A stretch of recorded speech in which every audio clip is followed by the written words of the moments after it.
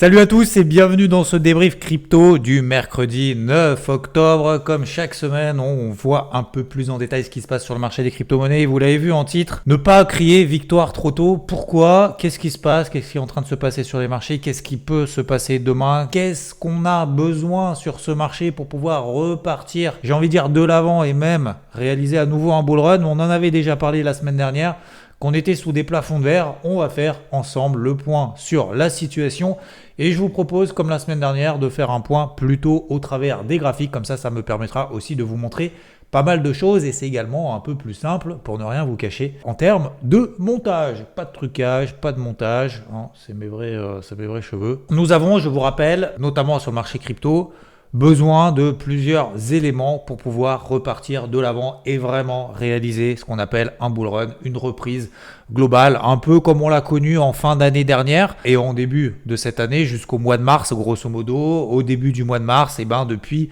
on a mis en place, alors c'est pas un bear market, c'est un marché voilà, un peu mollasson, comme je l'appelle depuis maintenant plusieurs mois.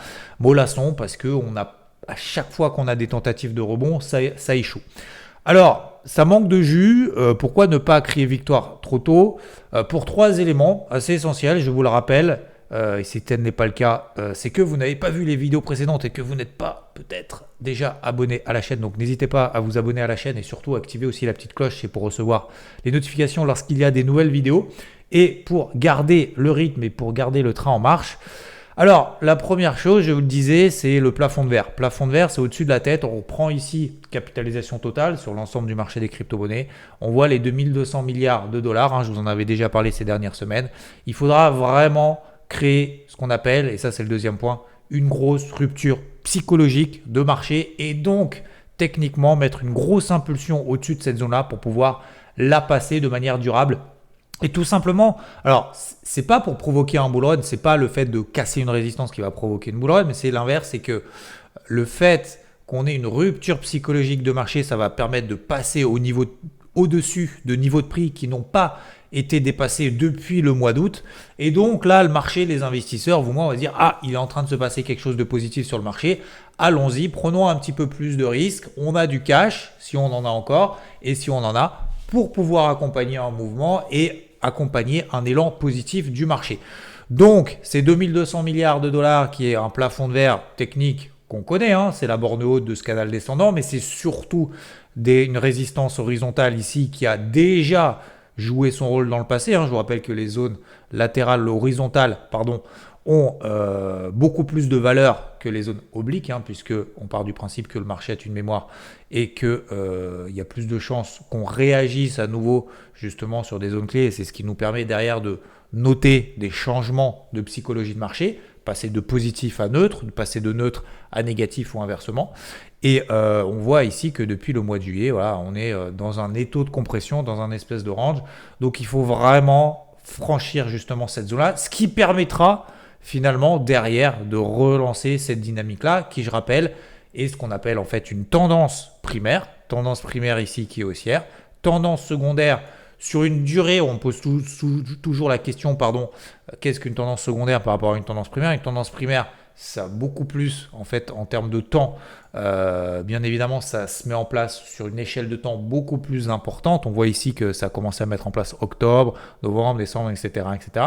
Et puis là, finalement, on rentre dans un schéma où depuis plusieurs mois, ça retombe un petit peu. Donc, ça, c'est les deux raisons pour lesquelles le marché, pour le moment, n'enclenche pas de nouveaux bull run. Il faut toujours des nouveautés, des catalyseurs aussi d'un point de vue fondamental. Mais, et c'est la troisième raison aussi, je rappelle qu'il y a un certain mimétisme entre les marchés traditionnels et les marchés des crypto-monnaies. Les marchés crypto-monnaies qui répliquent, alors on parle souvent de corrélation, des corrélations, etc. Pour moi, il y a un mimétisme global, notamment d'investisseurs, comme moi par exemple, peut-être vous aussi, qui viennent surtout des marchés traditionnels. Et dans la mesure où aujourd'hui, on a sur des marchés traditionnels qui sont bloqués, qui sont certes sur des plus hauts, non loin de leur record historique, mais ça manque de jus, ça manque de bonnes nouvelles, j'ai envie de dire. Même si on n'a pas de nouvelles, ça manque aussi de bonnes nouvelles. On est dans un contexte de conflit géopolitique, on est dans un contexte économique incertain, même si la Chine a annoncé un plan de relance. on a vu que finalement ça a fait pchit assez rapidement. Et puis, bon, d'un point de vue politique, j'en parle pas trop, d'autant plus que beaucoup, a priori, alors ça franchement j'en sais rien du tout, de savoir justement si en termes politiques, est-ce que c'est un camp par rapport à l'autre, ça va relancer le marché crypto, et le marché crypto attend justement les élections américaines pour pouvoir repartir. Je nous le souhaite, hein, bien évidemment, comme je pense tout le monde ici. Après, de là à parier là-dessus et à miser là-dessus, moi, je ne le fais pas, je ne pense pas, j'espère me tromper et j'espère justement que ces personnes, pardon, ça fait 2 fois justement, excusez-moi, que justement ces personnes aient raison et que derrière, ça permette de relancer le marché crypto au-dessus de ce plafond de verre et relancer justement d'un point de vue psychologique cette dynamique positive. Dernière chose, sur les marchés traditionnels, on a une reprise du dollar américain. Cette reprise du dollar américain est liée à cette baisse d'anticipation du marché de forte baisse des taux d'ici la fin de l'année de la part de la Fed. La réserve fédérale américaine, la Banque centrale américaine, a fait une double baisse des taux, a baissé de 50 points de base ses taux directeurs. Et le marché attendait encore 3 nouvelles baisses des taux. Donc 25 points de base chacune. Et aujourd'hui, le marché se ravise, n'anticipe plus que 2 baisses des taux d'ici la fin de l'année. On regarde un petit peu les anticipations ici. Je vous rappelle qu'il reste 2 réunions, une le 7 novembre, une le 18 décembre. Et donc on voit ici que les taux d'intérêt sont donc passés de 5,5% à 5% et devraient du coup, selon les nouvelles anticipations du marché, passer à 4,5% d'ici la fin de l'année, donc plus que 2 baisses des taux. Pourquoi ? Parce que les chiffres de l'emploi aux États-Unis la semaine dernière étaient très bons. Si l'économie américaine est très solide et notamment l'emploi, que la Fed regarde plus particulièrement, alors la Fed n'a absolument aucun intérêt de baisser ses taux d'intérêt trop rapidement. Du coup, forcément, le marché retire ses anticipations de 3 baisses des taux, mais plutôt 2. Donc, il y a des ajustements que le coût de l'argent, on appelle les taux d'intérêt, je vulgarise au maximum, devrait rester plus élevé plus longtemps que prévu. Et donc, le dollar américain reprend de la valeur, ce qui donne également sur les taux d'intérêt, notamment le taux à 10 ans aux États-Unis, reprend aussi de la hauteur. On était à 3,60%, aujourd'hui on est à plus de 4%. Donc c'est pour ça que le chiffre de demain au niveau des marchés traditionnels sera très important et aussi par mimétisme sur le marché des crypto-monnaies. Le chiffre d'inflation demain publié à 14h30, jeudi 10 octobre, sera peut-être d'ailleurs même le chiffre le plus important du mois d'octobre. On attend une baisse de l'inflation qui devrait passer de 2,5% à 2,3%. Si on a un chiffre inférieur à 2,3%, ce serait une bonne nouvelle pour les marchés parce que ça voudrait dire que la Fed peut éventuellement pas faire 2 baisses des taux, mais peut-être 3, faire baisser le dollar américain. Les crypto-monnaies sont libellées en dollars américains. On reprendrait du risque sur les actifs risqués et donc sur le marché des crypto-monnaies. Donc, on reviendrait un petit peu à la charge et ça donnerait un élan positif sur le marché. Si ça ressort au-delà de 2,3%, ça veut dire qu'il y a de l'inflation. Ça veut dire qu'effectivement la Fed, en plus de ça, on a des chiffres de l'emploi qui étaient très bons. On a de l'inflation qui reste aux États-Unis. Il va falloir lutter contre et donc la Fed ne sera pas pressée, encore moins pressée que ce qui est aujourd'hui attendu, à baisser ses taux directeurs d'ici la fin de l'année. Et donc on devrait avoir à nouveau une montée du dollar américain et une baisse des actifs risqués un peu plus marqué et donc par mimétisme bien évidemment le marché des crypto-monnaies. Donc voilà pourquoi aujourd'hui les marchés traditionnels sont bloqués, coincés entre eux. C'est cool, l'économie américaine va bien, mais il y a les élections et d'un autre côté la Fed va peut-être pas baisser ses taux aussi fortement que ce qu'on attendait et un marché crypto congestionné dans ces zones de compression qu'on a, soit de tendance secondaire plutôt baissière dans des canaux ascendants et dans un canal descendant ici sur la capitalisation totale, soit sous des plafonds de verre, des zones de résistance horizontale. Alors, on ne va pas se quitter là-dessus, bien évidemment pas, il y a toujours des points positifs, je les rappelle, les points positifs sont toujours les mêmes. En données hebdomadaires, donc on prend un petit peu de recul sur des unités de temps longues, toujours au-dessus de la MM50 Weekly, toujours au-dessus des 1900 milliards de dollars sur Total. Total 3, c'est la même chose. On tient les MM50 Weekly, même si on est en train de les tester actuellement. On est toujours au-dessus de zone support. La deuxième chose, c'est qu'on n'a toujours pas retracé plus de 50% justement, et c'est pour ça qu'on est toujours dans une tendance haussière, primaire haussière, au-dessus de cette zone de 50%, toujours au-dessus de cette zone de 50%, ce qui veut dire qu'on est toujours en phase haussière, même si ça fait plusieurs mois que ça latéralise et que ça végète. Et c'est exactement la même chose sur le Bitcoin, au-dessus de sa MM50 weekly. Et encore une fois, l'Ether est plus faible que son copain le Bitcoin, sous sa MM50 weekly, mais pour autant, tant qu'on tient les 2200 dollars sur l'Ether, on est toujours dans une dynamique qui est plutôt positive, même si elle a tendance à s'arrondir et d'avoir une sous-performance de l'Ether vis-à-vis du Bitcoin.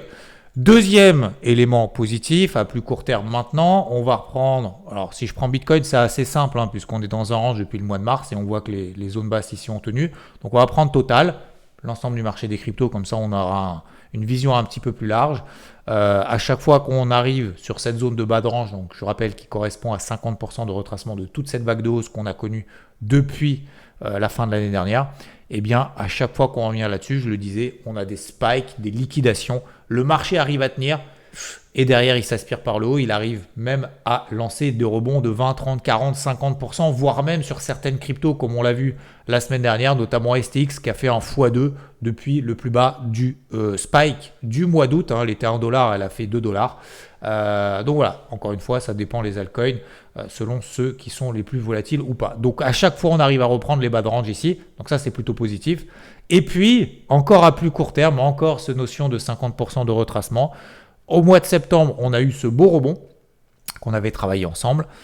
Si on se souvient, hop, 50%. On prend ces 50% ici et vous voyez qu'on arrive aux 2 milliards, d'accord, 2050 milliards de dollars sur la capitalisation totale. Tant qu'on tient cette zone-là, on est toujours dans cette dynamique qui est plutôt positive, quand bien même à très court terme, mais là je dirais même c'est à trop court terme, on a effectivement cet échec là-haut.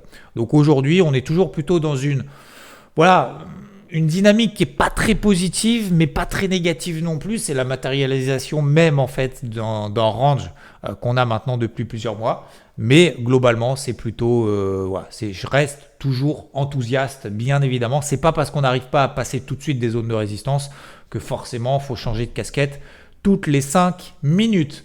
Donc, il y a deux options là-dedans, c'est toujours les mêmes. On a du long terme, il faut être complètement patient parce que on n'a pas pour le moment de nouveautés, positives ou négatives.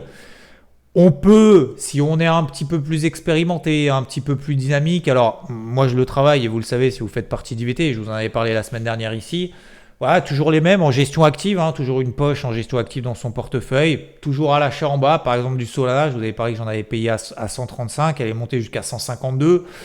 Je continue aussi par exemple sur l'Ether et il y en a aussi d'autres, alors beaucoup en parlent en ce moment et le fait de regarder ici ce petit histogramme, ça nous permet de voir sur le dernier mois, on prend les 50 plus grosses cryptos au monde les plus valorisées et on voit un petit peu les dernières performances et on voit effectivement, il y en a deux qui se détachent globalement dans les très fortes et dans les très grosses.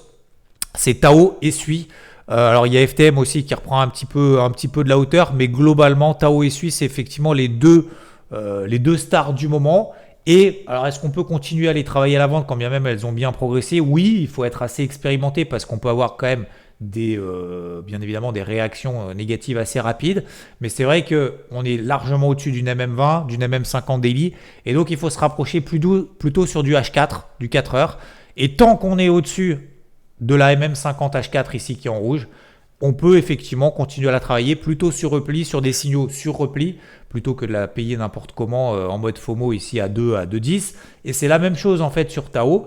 Le but du jeu, ça va être effectivement d'essayer de les travailler le plus longtemps possible tant qu'elles restent dans ces tendances haussières. Alors attention parce que ces tendances haussières, elles peuvent se retourner aussi assez rapidement, d'autant plus si le marché crypto continue à glisser un petit peu.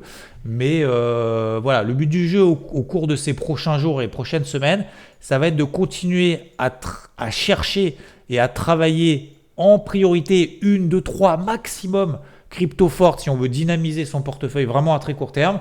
En gestion active, donc c'est plus type swing, c'est continuer à travailler dans ces ranges qu'on a. Vous les connaissez tous, je vais mettre ici en daily. NIR, par exemple, je vous avais dit, j'avais sorti ici une partie de mon exposition à 5,60. Aujourd'hui, on est à 4,75. Vous voyez qu'on est au milieu de ce range. Donc, est-ce que je paye ce milieu de range en disant je paye? Non, j'attends le bas de range. Donc ça, c'est si on a un petit peu plus de patience. Alors le long terme, il faut être patient encore pendant des semaines, voire des mois, en espérant que les élections américaines décantent tout ça. Et voilà, on est en fait dans un marché qui n'est pas forcément évident. Il faut être très très patient, il ne faut pas lâcher prise.